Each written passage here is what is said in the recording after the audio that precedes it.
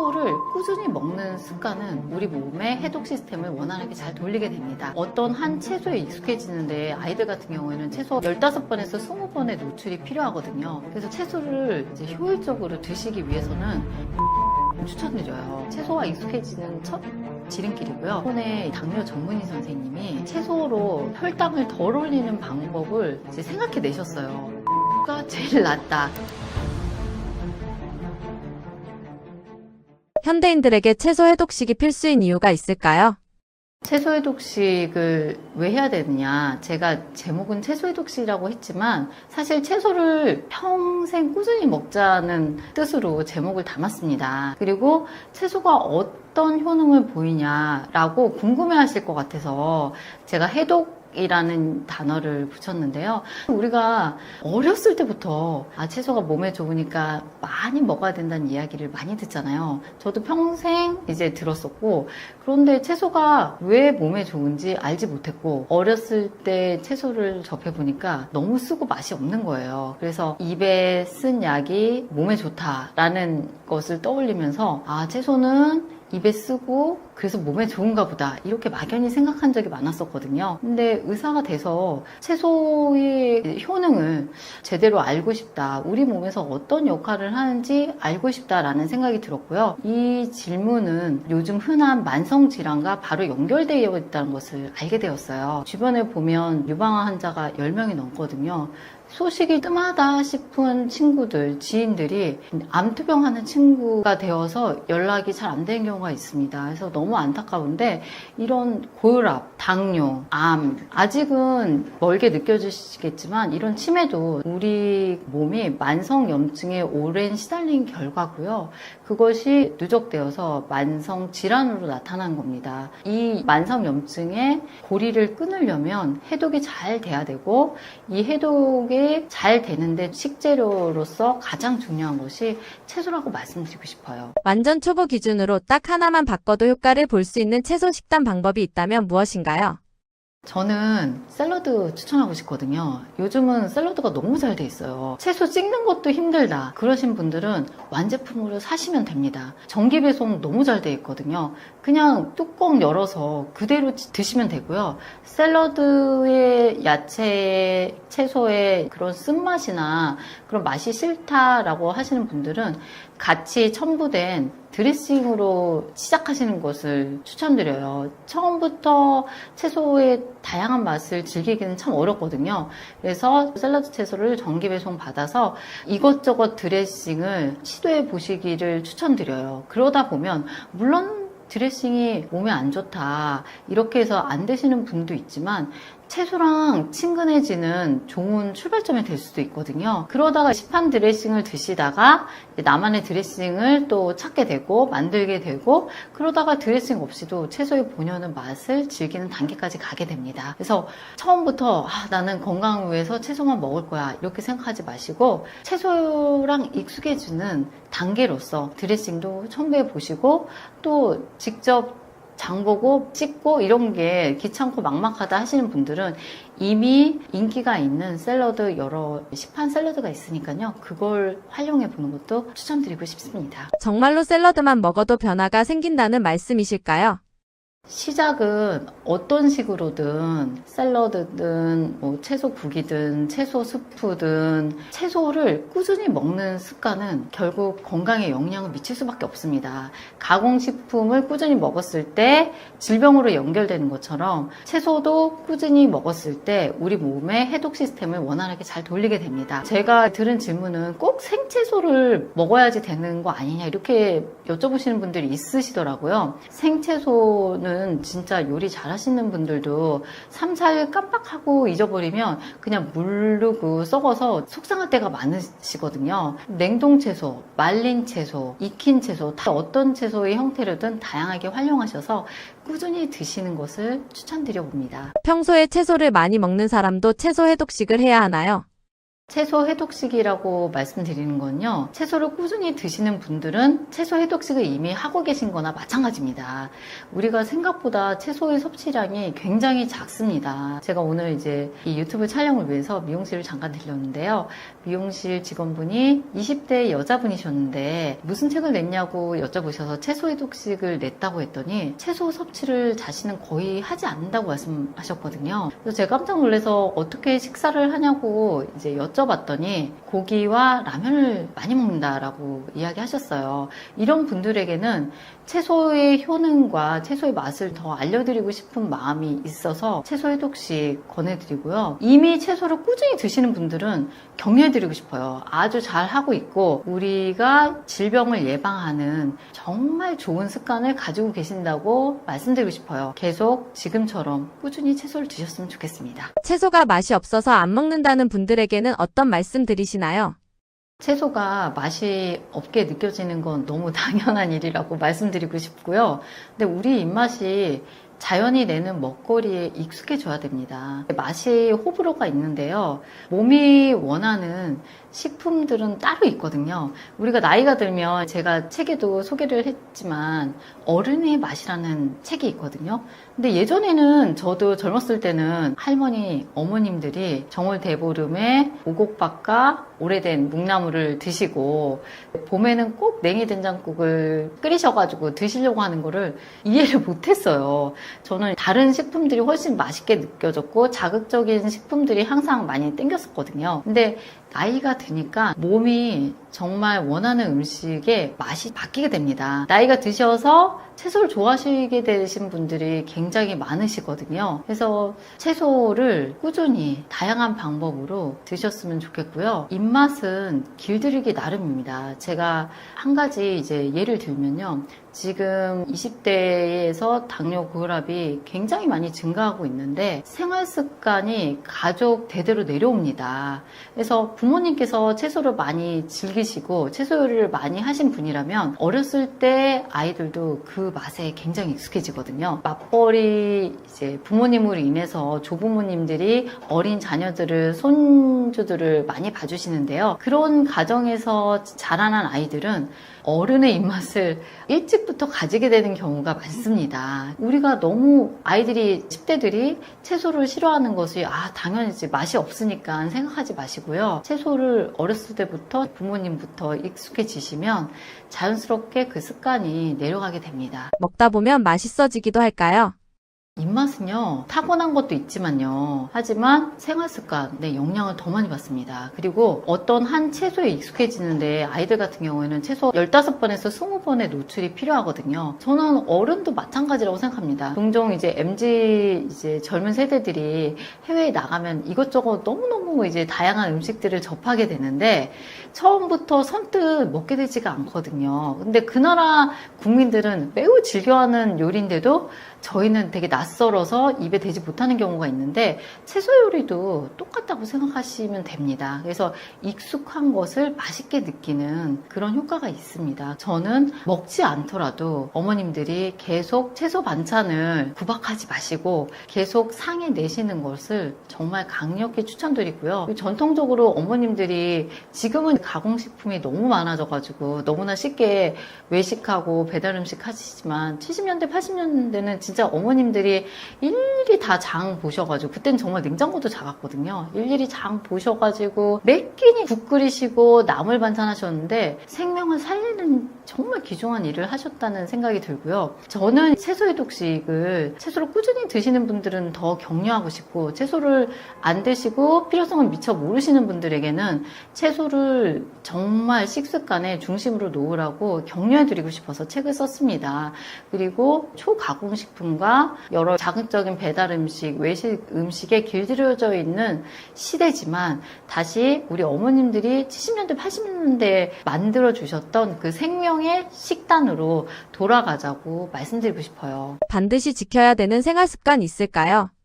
채소가 눈에 보여야지 먹게 되거든요. 그래서 저는 채소를 이제 효율적으로 드시기 위해서는 채소 정기 배송 추천드려요. 저 같은 경우도 채소 정기 배송을 일주일에 한 번씩 받고 있는데 기간을 조절할 수가 있습니다. 일주일에 한 번이 너무 이제 부담스럽다고 하시면 2주에 한 번이라도 한 달에 한 번도 좋아요. 제가 받고 있는 채소 배송은 못생긴 채소들, 못생겼다는 이유로 버려지는 채소들을 소비자들에게 저렴하게 정기적으로 배송해주는 업체를 이용하고 있는데요. 제가 추천한 배송 업체는 제가 선택한 채소의 레시피까지 보내줍니다. 그래서 그 레시피를 보고서 간단하게 요리를 할 수가 있어요. 늘 채소를 내가 주문하지 않아도 슈퍼에 가지 않아도 채소가 냉장고에 항상 있게 하는 게 채소와 익숙해지는 첫 지름길이고요. 그리고 맨 처음부터 이제 쓰다고 여겨지는 녹색 잎 채소를 드시려고 무리하게 하시지 마시고요. 살짝 단맛이 그래도 그나마 있는 방울토마토, 옥수수, 당근부터 시작해보시라고 말씀을 드리고 싶어요. 제 지인 중에 한 분은 1년 내내 양배추가 냉장고에서 떨어지지 않는다고 말씀하시거든요. 그리고 매 끼니 양배추를 찌거나 아니면 생으로 식탁에 항상 올려서 드십니다. 그분 진짜 너무 건강하시거든요.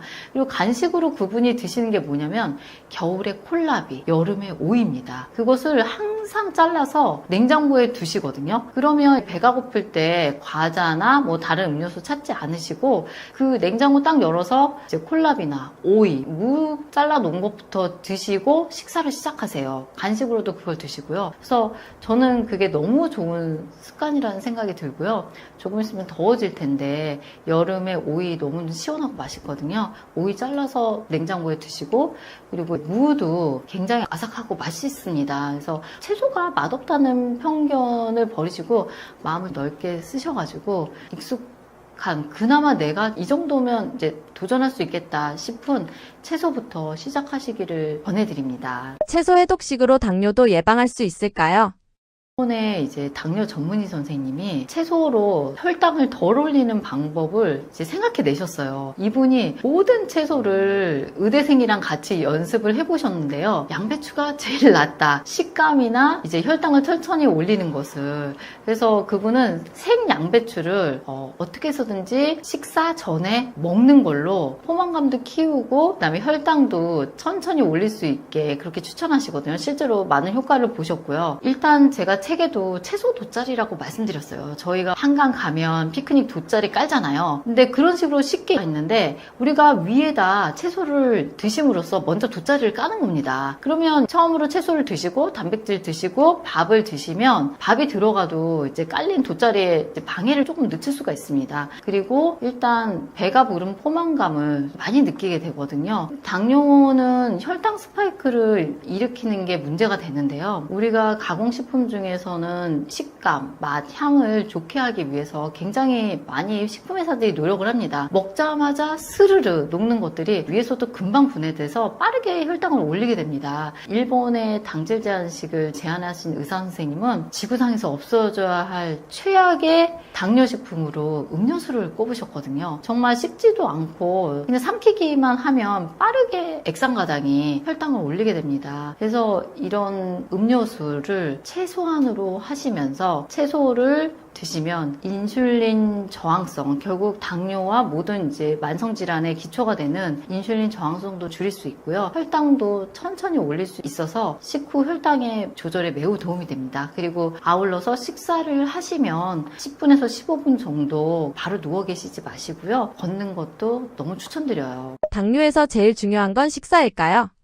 네, 당뇨란 피 속에 포도당이 과하게 올라간 상태를 말해요. 그래서 소변에서도 당이 검출됩니다. 혈당은 대부분 식사를 하시고 난 다음에 올라가는데요. 우리가 정상이라면 인슐린으로 조절하게 되죠. 그런데 당뇨는 이 조절 능력이 깨진 상태를 말합니다. 그래서 식사로 들어오는 탄수화물의 양과 종류가 식후 혈당 곡선을 결정하게 돼요. 그런데 당뇨의 가장 큰 문제는 또 합병증이 있죠. 당뇨성 망막변증, 당뇨병성 신증, 당뇨병성 신경병증 같은 것들입니다. 급격한 혈당 스파이크 때문에 혈당 변화를 일으키는 게 바로 고당질 식사예요. 그래서 우리가 식사요법을 잘 지킨다면 혈당 수치 조절을 하는 것 플러스 합병증 발생 자체를 줄일 수 있는 겁니다. 당뇨가 있으면 탄수화물을 피해야 한다고 하는데 아예 안 먹어야 하는 건가요? 네, 무조건적인 탄수화물 제한은 아니고요. 핵심은 조절하는 겁니다. 뇌, 적혈구, 신장 안의 수질 부위는 포도당만 에너지로 사용해요. 혈당 개선을 위해서 총 탄수화물의 양 자체를 줄이는 것은 필요한데요. 지나친 탄수화물 섭취 제한은 필수 영양소가 결핍되고 또 저혈당, 케톤산증 위험을 초래해요. 그래서 기능도 떨어지고 집중력도 떨어지고 피로를 느끼게 되죠. 특히 SGLT2 억제제라고 해서 포시가, 자디앙이라는 약들이 있는데요. 요거 복용하시는 분들, 또 영양불량 위험이 높은 분들, 고령자, 임산부, 수유부 이런 분들한테는 더 탄수화물 제한을 권장하지 않습니다. 정제 탄수화물이라고 부르는 흰쌀, 설탕, 빵 이런 건 줄이시고요. 복합 탄수화물로 현미, 귀리, 콩 이런 것들을 선택하시면 좋을 것 같습니다. 의외로 당뇨에 안 좋은 음식들이 있다는데 어떤 건가요? 네, 건강식인 줄 알았는데 조심해야 될 것 중에 첫 번째가 과일 주스예요. 사람들이 과일이 좋다고 해서 자꾸 과일을 그냥 먹고 싶은데 그냥 먹기 싫으니까 이제 주스로 갈린 걸 먹게 되거든요. 근데 과일은 사실 당의 함량이 높습니다. 그래서 혈당을 빠르게 올리는 과당이 들어있어요. 생과일 형태로 적정량 섭취는 괜찮지만 이걸 농축해서 드시는 경우에 혈당을 더 높일 수 있습니다. 또 여러분이 귀한 것을 한 병에 담았습니다 하는 농축 인삼음료를 드셨다. 근데 이게 쓴맛 나는 것보다 단맛이 더 난다 하면 이 단맛이 나는 홍삼 농축액은 식품 제조나 조리 과정에서 첨가당, 대체당, 또 인공 감미료 같은 게 들어있을 수 있거든요. 그러니까 이런 것들 조심하셔야 되고요. 결론적으로는 음료수 하나를 마셔도 여러 가지 따지면서 사는 게 힘드시니까 당뇨의 위험이 있다 이러신 분들은 시판 음료 말고 평소에 물을 좀 마시는 습관을 기르시면 좋을 것 같고요. 감자하고 고구마도 GI 수치라는 걸 높입니다. GI 수치가 뭐냐면요. 글라이세믹 인덱스라고 해서 당 지수를 말하는데요. 포도당 50g 섭취할 때 혈당이 얼마큼 올라가냐를 100으로 보고 다른 식품 탄수화물 같은 양인 50g을 섭취해서 혈당이 어느 정도 상승하는지 그 속도를 비교하는 겁니다. 그런데 고구마는 GI가 44에서 61, 감자는 70에서 95 정도로 혈당을 더 높이는 게 사실 감자고요. 고구마는 100g당 약 86kcal, 감자는 100g당 77kcal로 칼로리가 더 높은 거는 고구마입니다. 둘 다 적은 양이면 많이 먹으면 탄수화물 과잉이 되는 건 똑같아요. 그래서 조리법도 중요한데요. 고구마도 혈당을 덜 올린다고는 하지만 고구마를 굽거나 말랭이로 하면 GI 지수가 더 올라가고요. 감자도 버터 감자, 감자튀김 이런 형태로 드신다면 GI가 더 높아지고 칼로리도 높아집니다. 혈당 관리는 무엇을 가장 중요하게 봐야 할까요?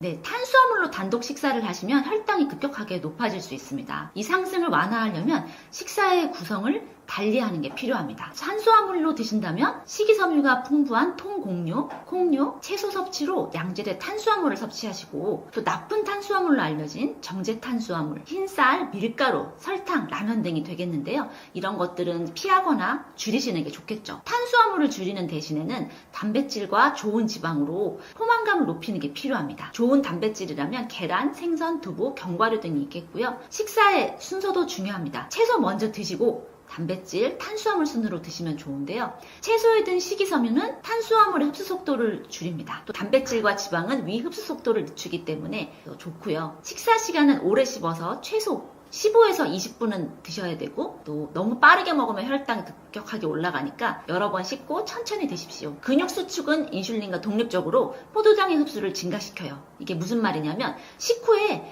가만히 있지 마시고 걷기 등을 통해서 혈당을 낮추시라는 말입니다. 늦은 저녁에 탄수화물을 단독으로 먹는다. 대표적으로 하면은 밤에 라면 먹고 자는 건데요. 최악입니다. 밤에는 인슐린 감수성이 떨어져서 혈당이 더 높아지기 때문이죠. 당뇨 환자가 놓치기 쉬운 저혈당 신호는 무엇일까요? 네, 저혈당인데 놓치기 쉬운 신호는요. 갑작스럽게 피곤하고 집중력이 저하, 또 졸리고 배고픔 등을 느끼는 건데요. 여기서 조금 더 진행되면 식은땀이 나고 불안감, 손떨림, 그리고 의식 혼미까지 갑니다. 인슐린이나 경구혈당 강화제를 용량이 너무 높거나 아니면 식사를 걸렀다, 식사량이 줄었다, 아니면 과다하게 운동을 했다, 과음을 했을 경우에 저혈당의 원인이 됩니다. 자, 이럴 때는요. 설탕이나 꿀 한 숟가락이라고 하는데 꿀 한 숟가락이라고 하면은 밥 숟가락으로 한 숟가락 정도 말씀드리는 거고요. 설탕 한 숟가락보다 꿀 한 숟가락의 밀도가 더 높아요. 그리고 요구르트 작은 거 한 병 정도 아니면 주스나 탄산음료를 200ml 정도, 그 다음에 사탕 3, 4개 이런 거가 급격하게 혈당을 올릴 수 있거든요. 이런 단순당을 준비해 주시면 좋습니다. 가지고 다니시기에는 사탕이 좋아요. 그래서 당뇨 환자시라면 혹시 모를 저혈당에 대비해서 사탕을 몇 개씩 갖고 다니시는 게 좋습니다. 당뇨가 있는 분들에게 추천하시는 식사법이나 음식에는 어떤 것들이 있을까요? 당뇨 환자라면은 탄수화물은 그냥 단순 탄수화물 말고 식이섬유가 풍부한 것들이 좋아요. 통곡류, 콩류, 채소 위주고요. 또 흰쌀, 밀가루, 설탕, 라면 이런 것들은 피하거나 줄이셔야겠죠. 또 불포화 지방산이 풍부한 식품으로 대체하면 혈당도 개선하고 심혈관 질환 위험도 감소하게 되는데요. 연어, 고등어, 꽁치, 참치, 멸치, 정어리 등 등푸른 생선을 드신다면 오메가3 등 다중 불포화 지방산이 많이 들어있어요. 그리고 아보카도 같은 과일, 또 김, 미역 등 해조류를 드시면 좋습니다. 간식으로는 호두 등 견과류를 추천합니다. 특정 미량 영양소하고 그 보충제의 효과를 맞추기보다는요. 통곡류, 콩류, 채소 이런 거랑 생과일 등 다양한 식품을 통해서 비타민하고 미네랄을 보충하시기를 말씀드립니다. 그런데 메트포민이라는 약이 있어요. 당뇨 환자들이 제일 많이 처방받는 건데요. 제품명으로는 다이아백스나 메트포민 서방정이라는 이름으로 나옵니다. 이런 약을 장기적으로 드실 때는 비타민 B12 결핍이 연관성이 있다고 알려져 있어요. 그래서 메트포민 제제를 장기간 복용하신다면 원인을 알 수 없는 빈혈이 있다, 말초 신경병증이 나타나는 것 같다 이러신 분은 비타민 B12 보충은 필요합니다. 그리고 더 중요한 거는 또 금주가 필요해요. 인슐린이나 인슐린 분비 촉진제인 설포닐 유레아 계열의 아마린이나 디아미크론, 또 메글리티나이드 계열의 노보넘, 파스틱 이런 거 드시는 분들 있죠. 이런 분들은 적절한 음식 섭취 없이 음주를 하시면 심한 저혈당이 나타날 수 있어요. 적절한 식사와 함께 음주를 하시고요. 음주 전후에는 혈당을 자주 측정해서 저혈당 생기는 것을 꼭 방지하시길 바랍니다. 과일 섭취는 어떻게 하면 좋을까요? 어떤 식사든지 과일하고 채소를 많이 드시라고 하는데요. 사실 채소는 많이 먹어도 상관없습니다. 채소는 자기 손에 이만큼 정도를 하루에 드시는 양이 괜찮거든요. 그런데 과일은 무조건 드신다고 좋은 게 아니에요. 특히 당뇨 환자의 경우에는 과당이 높다고 했잖아요. 그래서 과일을 드시겠다 하면은 당분이 적은 걸로 드시는 게 좋고요. 아까 말씀드렸었는데 우리 아보카도 같은 거나 아니면은 토마토 있죠? 토마토는 과일은 아니고 야채긴 하지만 이런 종류로 해서 당을 올리지 않는 걸로. 그리고 베리류가 있습니다. 이 베리류 같은 것 중에서 블랙베리나 블루베리 같은 거 이런 베리류로 드시면 좋아요. 그래서 과일은 너무 또 많이 드시면 안 된다는 거 잊지 마시고요. 채소는 많이 드십시오. 아침 식사는 어떻게 하면 좋을까요? 일단 저는 당뇨 환자의 경우에는 잡곡밥, 그 다음에 채소, 그 다음에 두부나 된장 이런 거를 드시면 좋겠거든요. 근데 아침을 그렇다고 무조건 많이 드시면 안 되고요. 그렇다고 또 안 드시면은 저혈당이 생길 수 있습니다. 그래서 아침에 너무 많은 걸 드실 필요는 없고 잡곡밥이나 아니면 된장, 두부, 콩, 야채, 나물 있죠? 이런 거를 같이 드시면 좋고요. 저는 사실 간헐적 단식이라는 거 하고 있는데요. 당뇨 환자는 간헐적 단식을 해서 아침을 많이 안 드신다거나 하는 거는 저는 말씀드리지 않아요. 왜냐하면 공복 시간이 길어졌을 때 혈당이 너무 떨어질 수 있습니다. 그래서 간헐적 단식을 당뇨 환자인 경우에는 아침에 하지는 않았으면 좋겠다라고 말씀드립니다. 당뇨가 무서운 진짜 이유는 혈당이 아니라 합병증입니다. 이 합병증은 우리 인체의 머리부터 발끝까지 전부 다 심각한 질병들을 초래하게 되는데 많은 분들이 당뇨에 걸리면은 혈당 조절에 많이 신경을 씁니다. 하지만 혈당 조절을 아무리 철저히 한다 한들 최근에 나오는 의학 통계를 계속해서 살펴보면은 당뇨의 합병증은 점점 증가하는 추세에 있습니다. 그래서 당뇨가 무서운 이유는 나의 혈당이 쳐서 무서운 게 아니라 합병증이 있기 때문에, 그리고 그 합병증의 심각성 때문에 무섭습니다. 우리가 당뇨 합병증을 얘기할 때 흔히 얘기하는 것이 뇌졸중, 심장병, 그리고 콩팥병, 근골격계, 잦은 감염 등을 얘기하는데 이런 것들은 아주 잘 알려진 것들이고 그 외에 다른 것들은 뭐가 있냐면은 태행성 뇌질환으로 알려진 파킨슨이나 치매, 이 파킨슨은 우리가 점점 활동을 하지 못하게 되고 우리의 감정이 점점 몸만 아니라 우리의 감정까지 굳어가서 나중에는 아주 심각한 결과를 초래하고 환자뿐만 아니라 가족들에게까지도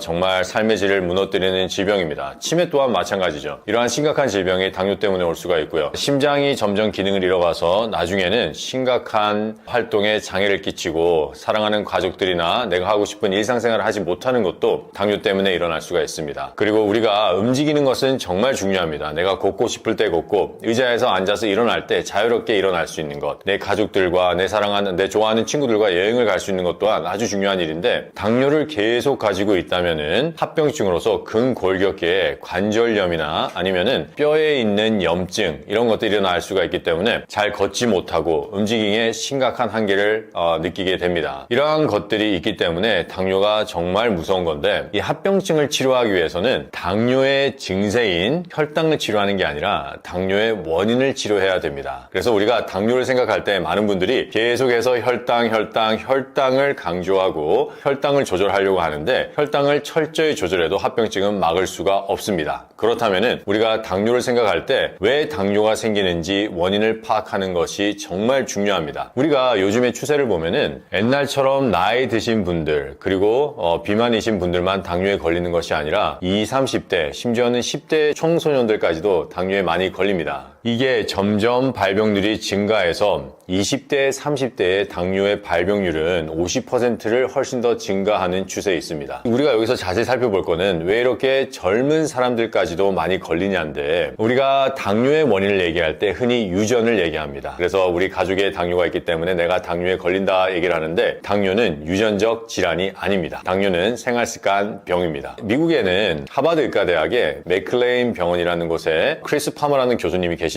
그분의 이야기는 요즘에는 AI로 인공지능으로 사람의 모든 유전자를 펴볼 수가 있답니다. 그렇게 모든 유전자를 펴봤을 때 거기에서 직접적으로 질병을 일으키는 유전자는 없다는 게 그분의 이야기입니다. 저는 거기에 100% 동감합니다. 몸에서 유전으로 질병이 일어난다는 것은 어떠한 것을 의미하냐면은 당신은 태어날 때부터 당뇨라는 질병을 가질 수밖에 없습니다 라고 얘기를 하는 겁니다. 하지만 미국에서 한 쌍둥이 연구를 보면은 스탠포드 연구예요. 일란성 쌍둥이, 즉 유전자가 같은 일란성 쌍둥이를 연구했을 때 생활습관을 잘 관리한 쌍둥이들은 질병에 걸리지 않았고 생활 습관을 잘 관리하지 않은 쌍둥이들은 질병에 훨씬 더 걸릴 확률이 높아졌는데요. 우리가 이것만 봐도 질병은 유전이 아니라 습관 때문에 일어난다는 것을 알 수가 있습니다. 당뇨 또한 마찬가지입니다. 당뇨는 혈관 막힘으로 시작해서 혈관 막힘으로 끝나는 질병입니다. 그렇다면은 우리가 이 당뇨를 생각할 때 증세와 원인을 구별을 해야 되는데 당뇨라는 것은 우리가 식사를 하잖아요. 식사를 하면은 밥을 먹으면 그게 위로 가서 소화가 되고 소장으로 넘어가요. 그럼 소장에서 포도당이 흡수가 되기 시작을 해서 간으로 갑니다. 여기 때 간에서 이 포도당을 배분을 하는데 혈중에 90으로 내보내고요. 간에 글리코겐이라는 지방으로 100 정도 저장하고 또 글리코겐이라는 지방으로 우리 피하 지방에 저장을 합니다. 이 일을 간이 하는데 간이 이 일을 잘 하지 못하게 될 때 간이나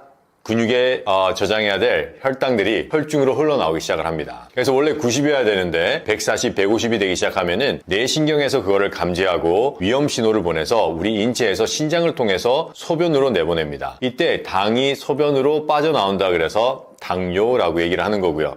그렇다면은 당뇨는 질병의 원인이 아니라 질병의 증세입니다. 그렇다면은 왜 이 질병이 걸렸는지를 알려면은 다시 간으로 돌아가 보면 돼요. 간이 이 분배를 할 때 인슐린이라는 췌장에서 만들어지는 호르몬의 신호를 받아서 분배를 하기 시작을 합니다. 이때 인슐린이 잘 생산되지 못한다면은 간이 이를 원활히 할 수가 없어요. 인슐린은 췌장에서 만들어지고 췌장에 있는 랑게란 섬의 베타세포에서 만들어집니다. 그렇다면은 인슐린 저하가 당뇨의 원인이면은 랑게란 섬에 있는 베타세포의 기능 저하가 당뇨의 원인이라고 볼 수 있습니다. 여기서 당뇨의 원인이 베타세포의 기능 저하라면 왜 베타세포의 기능이 저하가 왔는지를 알아야 되는데 그 이유는 세포가 대사를 할 때 꼭 필요한 게 영양소와 산소고 그 영양소와 산소를 세포까지 배달하는 게 혈액이고 그 혈액이 가는 길이 혈관입니다. 그렇기 때문에 췌장세포 옆에 있는 모세혈관과 그 모세혈관을 흐르는 혈액의 상태가 당뇨의 질병의 원인이라는 뜻입니다. 내 혈관이 얼마나 막히고 그 혈관 안에 흐르는 혈액에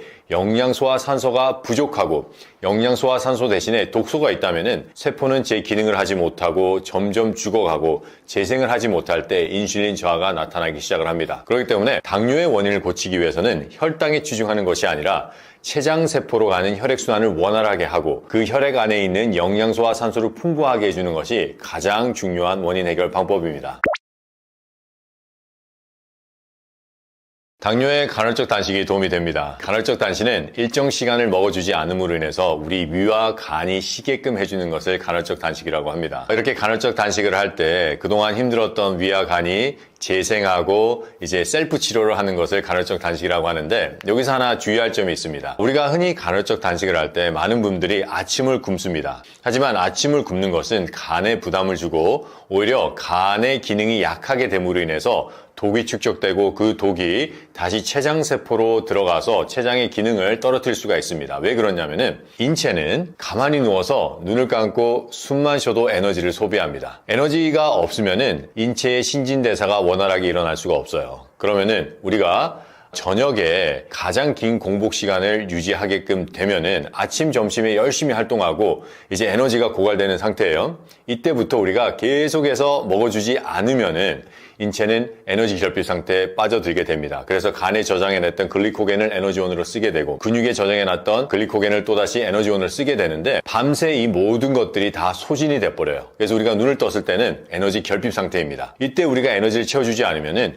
인체는 계속해서 에너지 결핍 상태로 가게 되고 그때 에너지 대사를 주관하는 간이 가장 큰 피해를 입게 됩니다. 여러분, 간은 당을 배분하는 아주 중요한 역할을 맡고 있는 장기예요. 이때 이 간이 피곤해지고 스트레스를 받아서 당 배분에 차질이 생긴다면은 당뇨는 악화되게 됩니다.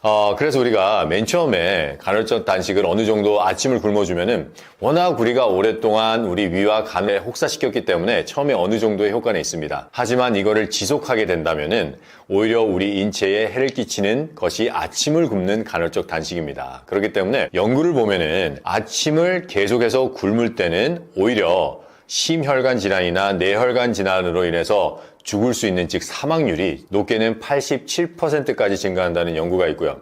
또 다른 연구에 보면은 아침을 자주 걸으면 암에 걸릴 확률이 높아진다는 연구도 있습니다. 그렇기 때문에 간헐적 단식은 좋지만 아침을 굶으면 안 되고 저녁을 굶는 것이 아주 좋습니다. 왜냐면은 저녁에는 우리가 자기 때문에 그렇게 많은 에너지를 쓸 필요가 없어요. 아침은 우리가 왕같이 먹고 점심은 왕자같이 먹고 저녁은 거지같이 먹으라는 말 들어보셨죠?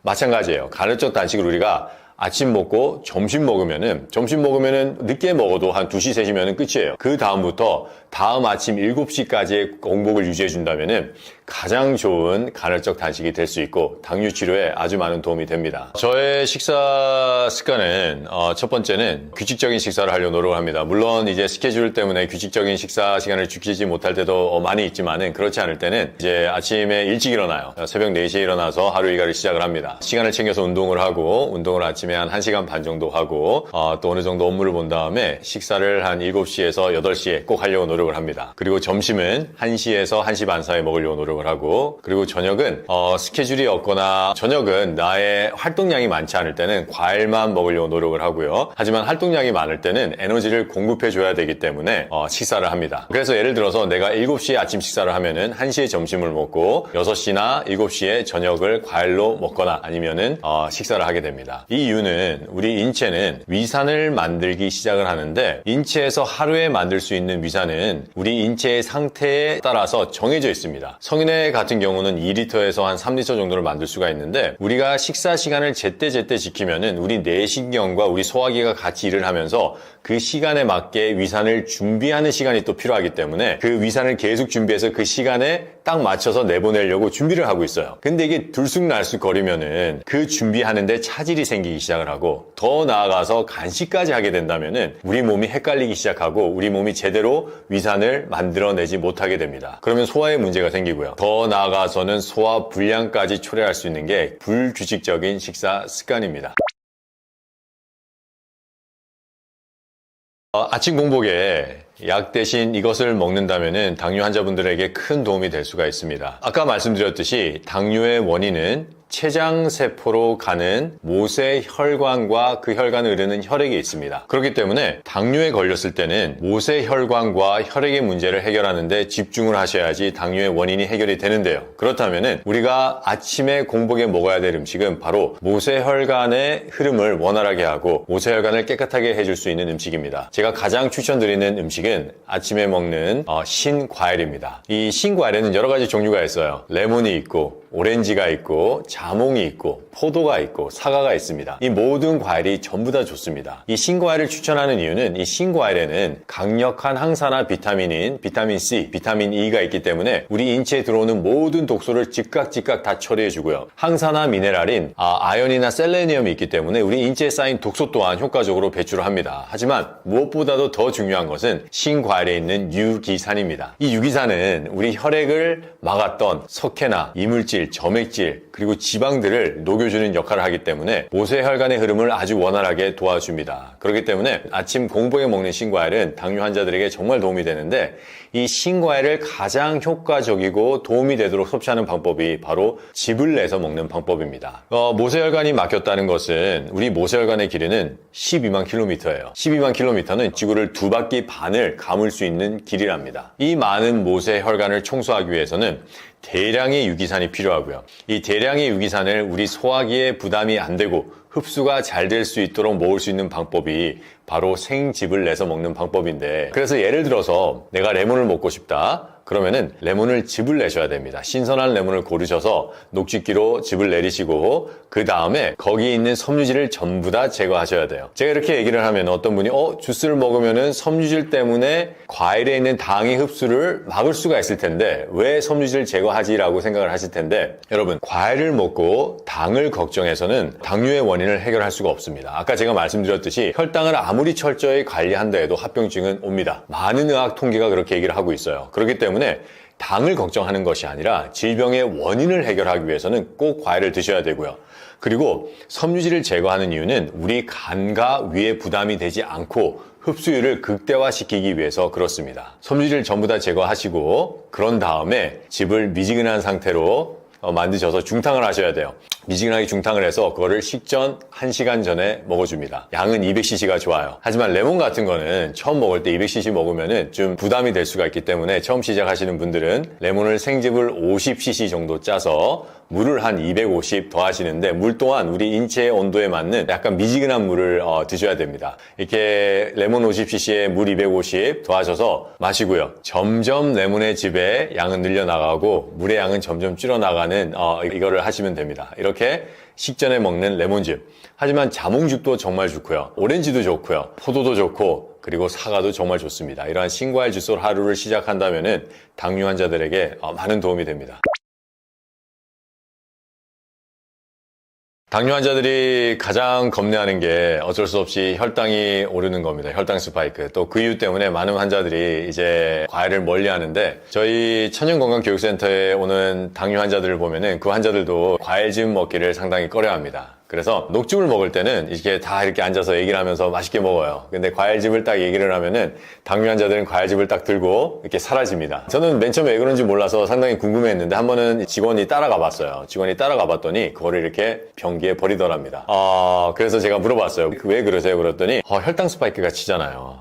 이렇게 말씀을 하시는데, 즙을 마시면은 혈당이 올라갑니다. 올라갈 수밖에 없어요. 우리는 밥을 먹어도 올라갑니다. 그런데 밥 먹는 것보다는 과즙을 먹는 게 혈당이 덜 올라가요. 그래서 우리가 밥은 먹지만은 또 즙은 먹기를 겁내요. 여기서부터 당뇨 환자들이 많이 이제 좀 힘들어하는 건데, 이 당뇨의 원인은 당이 아닙니다. 당이 올라가고 당이 스파이크를 치는 것은 내 췌장의 기능이 벌써 떨어졌기 때문에 일어나는 일입니다. 보통 사람들은 혈당 스파이크가 살짝 일어나고 살짝 이렇게 다시 죽지만은 당뇨 환자들은 이렇게 많이 치는 게 특징인데, 이거는 인슐린이 많이 만들어지지 않고 인슐린이 저하가 됐기 때문에 그렇습니다. 그렇다면은 당은 질병의 결과예요. 당뇨에서 나으려면은 원인을 해결해야 됩니다. 그 원인을 해결할 때 가장 필요한 것이 혈액에 염증을 일으키는 활성산소들, 그리고 산화된 내 몸들, 염증이 있는 것들을 해결해야 되는데, 때문에 이러한 것들을 해결하는 것이 항산화 영양소입니다. 이 항산화 영양소가 가장 많이 들어가 있는 것이 바로 과일입니다. 채소보다 항산화 영양소가 과일이 더 많아요. 물론 채소는 미네랄이나 비타민이 더 많지만은 과일은 이 항산화 영양소가 아주 풍부합니다. 그렇기 때문에 당뇨 환자들은 이 항산화 영양소를 그 다른 누구보다도 더 많이 필요한데, 그러면은 과일을 꼭 먹어야죠. 이 과일은 당뇨 환자들에게 먹어도 되느냐가 아니라 치유의 필수인 것이 과일입니다. 그렇기 때문에 제가 미국 보스턴에서 병원에서 일할 때 저희는 환자들에게 당뇨는 과일과 채소를 많이 먹지 않아서 걸리는 질병이다. 그렇기 때문에 과일과 채소를 많이 먹어야지만이 당뇨에서 나을 수 있다라고 얘기를 했습니다. 또 다른 질문은 대체당입니다. 요즘에는 수많은 대체당들이 있는데 이 대체당들에 대한 연구를 살펴보면요, 오히려 나중에 공복혈당을 더 높인다는 연구도 있고요. 또 점차적인 당의 트렌드를 보면은 그 당이 처음에는 어느 정도 컨트롤이 되는 것 같다가 나중에는 더 악화가 된다는 여러 가지 연구들도 있고요. 하지만 더 무서운 거는 대체당이 혈전을 만들어내서 혈관을 막을 수 있다는 연구들이 나오기 시작을 했습니다. 그렇다면은 당뇨의 원인이 췌장으로 가는 혈관을 막는 건데 거기에 대체당을 써서 다시 더 막으면은 원인을 악화시킬 수가 있습니다. 그래서 대체당은 먹지 않는 것이 좋고요. 이제 어떻게 하면은 당뇨 환자들이 과일을 건강하게 먹을 수 있는지가 많은 분들이 걱정이신데, 우선은 신과일로 시작하는 것을 저는 추천드립니다. 레몬이나 자몽이나 오렌지, 그리고 블루베리류, 안토시아닌이 풍부한 블루베리도 아주 좋고요. 딸기도 정말 좋습니다. 그래서 이런 것들을 먹기 시작하면은 혈당도 많이 오르지 않아서 처음에 당이 걱정이신 분들의 마음도 안정시킬 수가 있고, 그러면서 점점 더 많은 과일을 섭취할 수 있도록 만들어주는, 어떻게 보면은 게이트웨이예요. 그래서 우선 그렇게 드시고요. 하지만 정말 당뇨에서 낫기를 원하시는 분들은 상담을 받으시고 교육을 받으시는 걸 추천드립니다. 저희 센터에 어떤 한 분이 오셨어요. 이분은 당화혈색소가 12입니다. 12.5 정도 되는 분인데 평균 당이 300에서 400을 항상 유지하고 있다는 걸 얘기합니다. 이분이 처음에 상담을 왔고요. 그래서 제가 저희 교육센터에 입소를 시켰습니다. 6개월 동안 입소를 하고 계셨는데 6개월 후에 과일즙과 채소즙, 그리고 저희 해독 프로그램을 6개월 후에 마치신 후에는 당화혈색소가 5.4대로 떨어졌습니다. 이거는 6개월 만에 당이 해결이 됐다는 거고, 지금도 그 건강한 수치를 유지하면서 건강하게 활기차게 지내고 계세요. 그렇기 때문에 당뇨는 식생활 습관 바꾸셔야 되고 생활 습관 바꾸셔야 됩니다. 그리고 식생활 습관에 채소와 과일, 즉 살아있는 생채소와 생과일이 많이 필요합니다. 그리고 이거를 건강하고 안전하게 섭취하기 위해서는 상담이 필요하고 또 교육이 필요합니다. 당뇨 환자가 꼭 끊어야 될 음식은 내 혈관을 막고 내 혈액을 오염시켜서 혈액순환을 저하시키는 음식들입니다. 우리가 혈액순환 하면은 생각해야 될 게, 첫 번째는 얼마나 혈액에 독소를 많이 공급하느냐인데, 즉 혈액을 얼마나 오염시키느냐입니다. 혈액이 오염이 되면은 피가 산성화되고 또 끈적끈적해지기 때문에 혈액순환에 지장을 끼치는데, 혈액을 오염시키는 가장 큰 원인은 활성산소입니다. 그리고 활성산소를 가장 많이 만들어내는 음식은 바로 튀김입니다. 그렇기 때문에 당뇨 환자들은 튀김을 끊으셔야 돼요. 튀김은 아주 고온에서 기름을 끓이는 거예요. 그때 엄청난 산화가 되는 환경에 우리가 전분, 즉 가공된 탄수화물을 음식에 묻혀서 튀기기 시작을 합니다. 그러면은 그 음식을 싸고 있고 그 정제된 탄수화물에 있는 지질들이 전부 다 과산화 지질로 변해서 심각한 활성탄소가 됩니다. 그래서 인체에 들어와서 혈관에 염증을 일으키고 또 혈구들을 파괴시켜서 혈액을 오염시키는 역할을 합니다. 튀김, 프라이팬에 볶은 음식 끊으셔야 되고요. 그 다음에는 우리 인체에 석회를 만들 수 있는 음식을 끊으셔야 돼요. 우리가 한번 얘기를 한번 해봐요. 요즘에 나오는 연구를 보면은 칼슘 정제, 비타민 C, 비타민 D, 고염식을 할 경우에 인체에 석회를 만든다는 연구 결과가 계속 나오고 있어요. 그러면은 왜 이런 것들이 석회를 만들 수 있는지 연구를 살펴보면은, 칼슘 정제에 있는 것은 산화된 칼슘입니다. 이 산화된 칼슘은 우리 인체에 들어와서 혈액에 있는 물과 합쳐지면은 바로 플라크가 돼요. 석회가 돼요. 비타민 C와 비타민 D도 산화된 비타민이기 때문에 동일한 기전으로 혈관을 막습니다. 석회가 돼요. 고염식이 왜 문제냐면은 이 소금은 NaCl입니다. 염화나트륨인데 이 또한 산화된 염화나트륨이에요. 동일한 기전으로 산화된 미네랄과 산화된 비타민은 인체에 들어와서 혈관을 막는다는 겁니다. 이러한 것들은 먹으면 안 되고요. 근데 우리가 이 논문들에서 유추해 볼 수 있다는 것은 어떠한 미네랄이든지 산화된 미네랄은 인체에 들어와서 충분히 석회로 만들어질 수 있다는 건데, 우리가 알게 모르게 매일 먹고 있는 이 음식이 있는데, 이 음식은 비타민과 칼슘 정제처럼 우리 인체의 석회를 계속 만들어내고 있습니다. 그 음식이 바로 삶은 채소입니다. 채소에는 많은 미네랄이 있어요. 그러면 우리가 이게 삶는다는 것은 가열한다는 거잖아요. 가열을 하면은 연소 반응이라는 게 일어납니다. 연소 반응은 탄소와 산소가 합쳐져서 이산화탄소를 만들어내는 게 연소 반응인데, 이 야채에 있는, 채소에 있는 수많은 미네랄이 우리가 가열하게 된다면 전부 다 연소가 되면서 가열이 되기 때문에 산화가 되기 시작을 하고, 이때 만들어진 산화 미네랄은 칼슘 정지에 있는 칼슘 미네랄과 똑같은 산화 미네랄입니다. 이 산화 미네랄이 우리 인체에 들어와서 혈장에 있는 물과 만나게 된다면 플라크, 즉 석회를 만들어냅니다. 그렇기 때문에 당뇨 환자분들은 삶은 채소 끊으셔야 됩니다. 세 번째는 탄수화물입니다. 이 탄수화물 중에서도 제가 말씀드린 탄수화물은 정제된 탄수화물입니다. 밀가루, 과자, 빵 이런 것들인데, 이런 것들은 흰쌀밥도 있어요. 이런 것들은 장벽에 붙어요. 장벽에 붙어가지고 썩습니다. 그러면은 우리 인체는 그걸 완화하기 위해서 점액질을 만들기 때문에 점액질 안에서 계속 썩으면서 활성산소를 계속 만들어냅니다.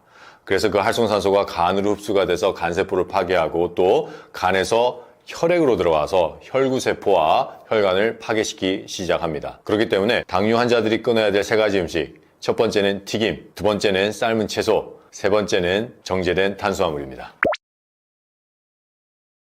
신장은 두 개의 신장이 있습니다. 그리고 신장이 일을 할 때는 간과 폐, 그리고 소장과 같이 일을 합니다. 이 네 가지의 장기는 서로 의존하면서 일을 하기 시작을 하는데, 이 관계 때문에 신장은 어느 정도 망가져도 다른 장기에서 일을 좀 해주기 때문에 별로 티가 안 납니다. 그래서 신장이 나빠졌다는 진단을 받으면은 보통 신장의 기능이 한 40에서 50% 정도 떨어졌을 때 우리가 이제 진단을 내리기 시작을 하는데, 그때 내려지는 진단이 우리가 흔히 얘기하는 만성 신장 질환 1, 2기 정도 되는 걸 얘기합니다. 신장이 나빠질 때 가장 먼저 나타나는 증상은 소변량의 변화입니다. 어떤 분들은 소변량이 많아지기도 하고요. 아니면은 어떤 분들은 소변을 자주 보기 시작을 합니다. 그 이유는 신장이 소변을 농축시키는 기능을 잃어버리기 시작해서 그런데, 내가 소변을 보통보다 많이 본다거나 아니면은 양이 많아졌다, 그리고 소변에 또 거품이 나기 시작을 했다는 것이 또 다른 증상입니다. 소변에 거품이 많다고 해서 단백뇨가 있는 것은 아니에요. 단백뇨가 있는 사람들이 소변에 거품이 있기도 합니다. 하지만 소변에 거품이 있다는 것은 내 인체에 독소가 많고, 그 독소를 기능이 떨어진 신장이 제거하기 위해서 힘을 쓰고 있다는 결과입니다. 이 두 가지가 초기에 나타나는 증상이고요. 신장이 점점 나빠지기 시작하면 무기력해지고 피곤해지고 힘이 없어요. 그리고 점점 우울해지기 시작을 하고요. 또 소화도 되지 않습니다. 독소가 쌓이면서 혈액순환이 잘 되지 않으면서 말초 모세혈관에 충분한 혈액이 가지 않기 때문에 밤에 다리에 쥐가 납니다. 그리고 피부로 가는 모세혈관에 막히기 시작하면서 피부가 푸석푸석해지고 간지럽고요. 또 더 나아가서는 가장 중력의 영향을 받는 발목 주위에 독소가 쌓이면서 부종이 일어나기도 합니다. 소변이 짙어지고 소변에 냄새가 나는 분들도 있고요. 어떤 분들은 밤에 야뇨가 많이 늘어나는 분들도 있습니다. 이러한 것들이 신장이 나빠지는 증상입니다.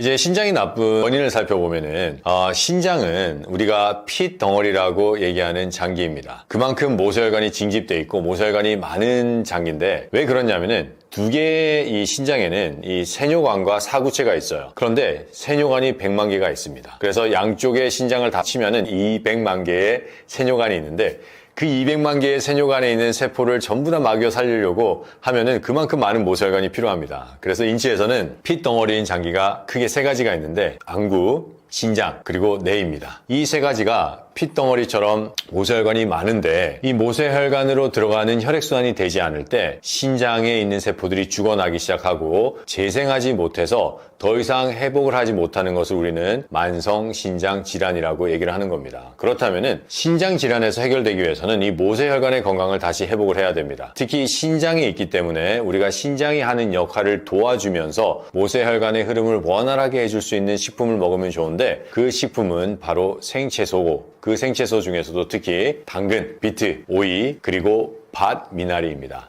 당근에는 칼슘과 베타카로틴이 아주 풍부해요. 그렇기 때문에 이 베타카로틴은 우리 혈액에 있는 독소를 아주 효과적으로 해독을 해냅니다. 칼슘은 여러 가지 역할을 하는데, 그 중에서 대표적인 것이 혈액에서의 해독인자, 알카리인자 역할을 해서 산성피를 다시 알카리화 시키고요. 독을 내보내는 역할을 합니다. 근데 그뿐만이 아니에요. 우리 몸에서 피를 만들어내는 조혈 기능을 원활하게 하는 게 바로 칼슘입니다. 왜 그러냐면은 조혈 기능은 골수에 있잖아요. 이 골수는 조혈 기능을 하기 위해서 필요한 조건이 있는데 골수를 둘러싸고 있는 뼈가 튼튼해져야 됩니다. 뼈가 약하면은 골수는 약할 수밖에 없고 뼈가 약하면은 골수에서 피를 만들어낼 수가 없습니다. 그렇기 때문에 뼈를 튼튼하기 위해서는 대량의 칼슘이 필요하고 그 칼슘을 가장 많이 함유하고 있는 게 당근이에요. 그렇기 때문에 당근을 많이 먹어야지 뼈가 튼튼해지고 골수가 제대로 일을 해서 혈구들을 만들어내기 시작을 하고 그래서 모세혈관으로 가는 혈액을 충분하게 만들어내기 시작을 합니다. 두 번째는 비트예요. 비트는 비타민 B12의 재료가 되는 코발트가 풍부합니다. 이 비타민 B12는 조혈 기능에 아주 중요한 역할을 하고요. 또 이 비트는 염소가 있어요. 염소가 있기 때문에 신장을 정화시키고요. 그리고 장을 정화시키고 간을 정화시키는 작용을 합니다. 또한 다 많은 분들이 알듯이 비트는 철분이 있습니다. 그래서 조혈 기능에 아주 필요한 재료를 공급해 주기도 합니다. 세 번째는 오이예요. 오이는 잘 알려진 천연 이뇨제입니다. 그래서 이뇨를 원활하게 시켜서 독소를 내보내고요. 더 나아가서 코바티신이라는 강력한 항염제가 있기 때문에 신장 질환에 아주 도움이 됩니다. 네 번째는 밤미나리입니다. 밤미나리는 강력한 해독작용을 가지고 있습니다. 그 외에도 이 캄펜이라는 모세혈관을 정화시키고 모세혈관의 저항성을 높이는 아주 특수한 영양이 들어가 있고요. 또 베타피렌이라는 항염제와 인지 기능을 향상시키는 이 베타피린이 들어가 있고요. 미리스틴이라는 강력한 항산화제가 있는데 이 항산화제는 LDL 콜레스테롤을 저하시켜서 혈전을 만들어지는 것을 방지합니다. 그래서 혈액순환을 원활하게 도와줍니다. 그렇기 때문에 이 네 가지 채소는 신장 환자들에게 정말 좋은데 한 가지 명심해야 될 것은 신장 환자들이 채소를 섭취하기 전에는 꼭 칼륨을 생각을 해야 됩니다. 신장 기능이 떨어져 있는 분들은 칼륨을 제대로 대사를 하지 못하기 때문에 생채소를 상담 없이 먹었을 때는 제대로 그 칼륨을 조절하지 못해서 고칼륨 혈증이 일어날 수 있기 때문에 꼭 상담을 받으시고 섭취하셔야 됩니다. 이 네 가지 채소를 가장 효과적으로 먹을 수 있는 방법은 바로 생즙을 내서 먹는 방법입니다. 그래서 당근 160g, 그리고 비트 40g, 오이 100g, 그리고 밤미나리 60g을 즙을 내면은 한 230cc 정도가 나오는데 이거를 처음부터 다 드실 수는 없으세요. 그렇기 때문에 한 반 정도를 이제 공복 1시간 전에 먹습니다. 공복에 먹는 이유는 흡수가 빠르기 때문에 그래요. 그리고 다른 음식과 섞이지 않기 때문에 소화에도 아주 용이합니다. 공복 1시간 전에 이 즙을 내서 먹는다면 신장 질환 예방에 아주 큰 도움이 됩니다. 하지만 신장 질환을 가지고 있는 환자들은 꼭 상담을 받고 즙을 섭취하셔야 됩니다.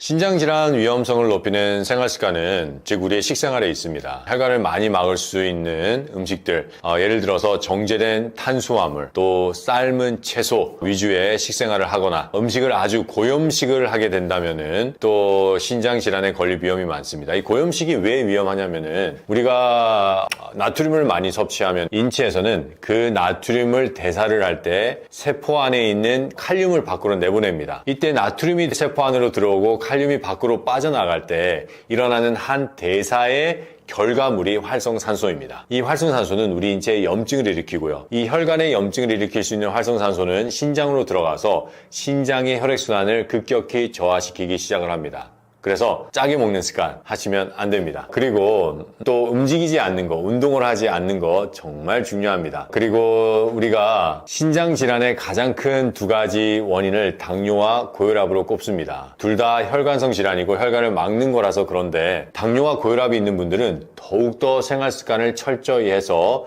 신장 질환이 오는 것을 꼭 막아야 됩니다. 그렇지 않으면 투석으로 갈 수밖에 없습니다. 투석으로 가면 위험한 것은 삶의 질이 나빠지는 것도 있지만 더 나빠지는 것은 사망률을 증가시킵니다. 그러므로 당뇨와 고혈압 환자들은 꼭 생활습관과 식생활습관을 바꾸셔서 신장질환이 오는 것을 예방하셔야 됩니다. 이 신장질환에 대한 인식이 많이 부족한 상황입니다. 환자분들을 상담을 할 때 그분들의 피검사를 한 거를 보면은 벌써부터 신장질환이 시작된 환자분들이 많이 있습니다. 하지만 그분들은 그 사실을 알지 못하고 신장질환이 시작됐다는 소리도 듣지 못했대요. 왜 그러냐면은 많은 사람들이 생각을 할 때 신장은 한번 망가지면은 다시 회복될 수 없다라고 생각하기 때문에 많은 사람들의 이 신장질환에 대한 인식이 부족한 상태입니다. 이렇게 이거를 계속 방치해 놓으면은 더욱더 심각한 합병증들이 만들어지기 시작을 하는데 이 신장질환이 특별히 위험한 사람들은 노인분들입니다. 왜냐하면 그만큼 많은 세월을 살아오셨고 또 그만큼 많은 세월 동안 혈관을 막고 내 신장에 부담이 되는 식생활을 해왔기 때문에 계속해서 나빠진 상황에서 신장 질환에 걸리게 된다면은 그 질환의 진행 속도는 다른 사람보다 더 빠를 수밖에 없습니다. 그래서 우리가 나이가 들면 들수록 신장 질환을 예방하는 습관을 꼭 가지셔야 되고, 그 예방하는 습관은 아까 제가 말씀드린 그러한 좋은 음식을 습관적으로 섭취하는 겁니다. 그냥 내가 생각날 때 한 번씩 먹는 어떠한 특별한 약이나 그런 게 아니라 매일, 그리고 매 식사 때마다 그것을 먹어서 신장병을 예방하는 것이 그 무엇보다도 아주 중요합니다. 신장을 살리는 식습관은 내 혈관을 건강하게 하고 내 신장으로 가는 혈액순환이 저하가 되지 않도록 하는 겁니다. 혈액순환이 저하가 되지 않게 하려면은 우선 혈액이 깨끗해야 돼요. 이 깨끗하다는 것은 독소를 공급하면 안 된다는 겁니다. 혈액에 존재하는 독소는 거의 다 활성산소예요. 이 활성산소는 우리가 튀김을 먹었을 때, 정제된 탄수화물을 먹었을 때, 그리고 가공식품을 먹었을 때 나타납니다. 그래서 튀김이나 정제된 탄수화물, 가공식품을 점점 줄여 나가셔야 되고요. 그리고 두 번째는 삶은 채소 위주의 식생활입니다. 우리가 채소를 먹을 때 보면은 거의 다 삶아서 먹거나 데쳐 먹거나 아니면 볶아 먹는 습관을 가지고 있는데, 이렇게 먹을 때 그 안에 있는 영양들이 열에 의해서 변형이 되기 시작을 합니다. 이 변형이 된 영양들은 우리 인체에 해를 끼치기 시작을 하는데, 그 대표적인 해가 바로 혈관을 막는 재료로 쓰인다는 겁니다. 그렇기 때문에 우리가 삶은 채소의 위주의 식생활에서 점점 더 생채소를 많이 먹어서 나중에는 삶은 채소는 정말 거의 안 먹고 생채소 위주의 식습관을 하셔야 되고요. 또 우리 혈관의 건강을 유지하기 위해서는 신과일을 부지런히 먹어서 유기산을 충분히 공급해서 혈관을 깨끗한 상태로 유지를 하고, 또 그 신과일 안에 있는 항산화 비타민과 미네랄을 많이 먹어서 우리 인체, 특히 혈액에 있는 독소들을 계속해서 배출해주는 습관을 가지는 것이 가장 중요합니다. 그래서 내가 하루하루의 식생활 습관을 볼 때 충분한 양의 신과일을 먹고 충분한 양의 생채소를 먹고 또 많은 비타민, 미네랄 효소가 있는 씨앗과 통곡식을 먹어주는 이 식습관 아주 중요합니다.